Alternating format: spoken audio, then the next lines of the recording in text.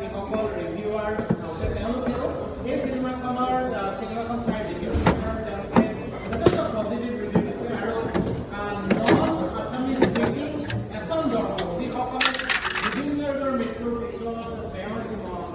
মৃত্যুৰ লগে লগে তেওঁৰ সেই যাত্ৰাত মানুহ যিদৰে চামিল হ'ল সমগ্ৰ বিশ্বত যেতিয়া জুবিন গাৰ্গৰ সেই শিল্পী সত্তা সেই মানৱীয় জীৱনৰ এটা অন্য ৰূপ দেখিলে জুবিন গাৰ্গৰ জীৱনৰ এটা উন্নতি যেতিয়া সমগ্ৰ বিশ্বৰ সন্মুখত অনুষ্ঠিত হ'ল যে ইমান মানুহক এজন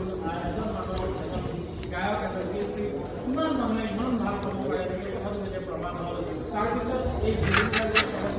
নহয় যিসকলে আজিৰ পৰা কেইদিনমানলৈকে জুবিন গাৰ্গক নাজানিছিল সেই লোকসকলৰ চিনেমা হললৈ গৈছে এনেকুৱা বহুত ৰিভিউ সামাজিক মাধ্যমত বা বহুতে অভিজ্ঞতা বৰ্ণনা কৰিছে যে প্ৰথমবাৰৰ বাবে তেওঁলোকে